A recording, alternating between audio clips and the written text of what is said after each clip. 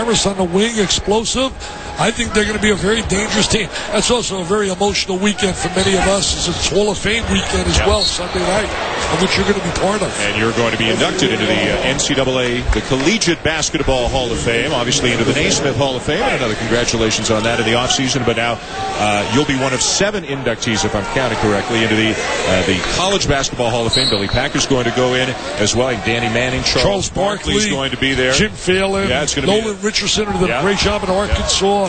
Should be a special night. Yes, Arnie Farron. And looking forward to it. It's always a fun night. They put on a great show in Kansas City. It's a beautiful new facility. Well, you know, I've said it once, I'll say it again. Billy Packer belongs in the Naismith Hall of Fame for his contributions to basketball over the years. Charles Barkley, every time I see him, I love Charles. The round man of rebound. Charles, when I would see him at the V Foundation, this is no lie. The first time I seen him, and he was making his money now in television, he came over and said, "Hey, I'm going to kiss your feet." And he gets, I said, "What are you doing, man? What are you doing? We're having fun there?" And he said, "I watched you on TV." And I said, "If that sucker can make it, anybody can." So, Charles, I want 10% of his action, You know, my biggest concern, I mean, I'm used to working with you, and you're a handful. You're a great handful, but you're a handful sometimes. But I'm kind of emceeing the event on Sunday. Oh, wow. I got you and Charles to control. I got no shot. I tell you, Charles is just a special guy. I just love him. He's got a heart of gold. What he has done for us with the V Foundation, his generosity, availability, makes him so, so special.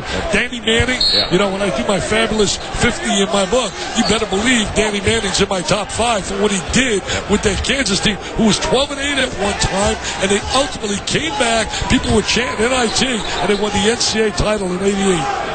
Maybe carried a team to a championship more single-handedly than any player in recent memory. And looking forward to the games in Kansas City. 2 games Monday night, 2 games Tuesday night, all a part of Feast Week. You've got Maui, Orlando, Anaheim, some great games coming up. The NIT season tip-off right here in this building, featuring Oklahoma and Purdue. Harris, yes! He can score on a very versatile player. He really has great versatility. You know, you mentioned that as you watch the pass here. It's stolen. Good job reacting to the ball. There's the shot. You got to credit Jim Haney and also Blair Kirkwoff, a fine writer out there, for really the establishment of a College Hall of Fame in Kansas City. Manny Harris with a big bucket at the end. He's got 8 points in the first half, and Duke's lead is 8 at the break. We got in a little trouble with Coach Knight in the first game, talking about how that game took place at the Old Garden. I kept saying the Old Garden. He said, "Wait a minute, Dan." He said, "I played at that Garden. I coached at that Garden." Absolutely. It's the first time I laid eyes on him. He had a point guard by the name of Krzyzewski, and he beat South Carolina in the NIT. In and out for Gerald Henderson. It stays with Duke. And that South Carolina team was coached by a guy from New York City by the name of Frank McGuire, who had all kinds of players from out of New York City. They were heading down there, the Underground Railroad, man, down there to South Carolina. Zubek keeps it alive off the miss by Smith, but now here comes Michigan. Deshaun Sims, look at this. Deshaun Sims, who's been coming off the bench, he'll start the second half there. Well, you can't take a kid like that and keep him on the bench against a quality team like Duke, especially when you're -8. Zach Gibson is on the bench. See, the danger right now for Michigan, they have to avoid a Duke spurt.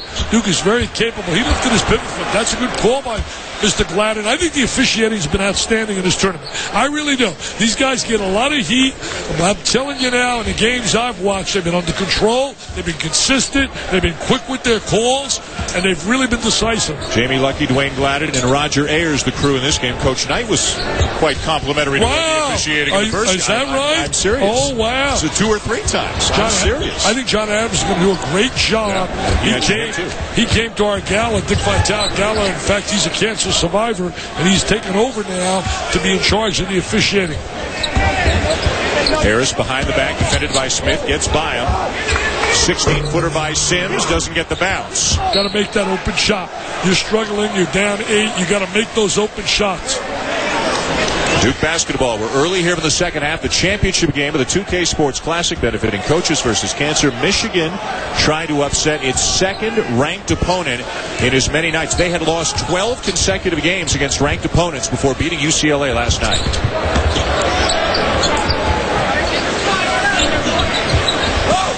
Singler, nice pass. Nolan Smith. They have so many people that can pass the ball, and they're very unselfish. That's one of their tricks. Smith into double figures. Kyle Singler, so multi-talented for the Blue Devils. Yeah, you know, on the perimeter, he has great vision, great size. Looks right over the top of the defense. Harris driving on him. Good help. Open man is right. Douglas, about a 25-footer, missed the three.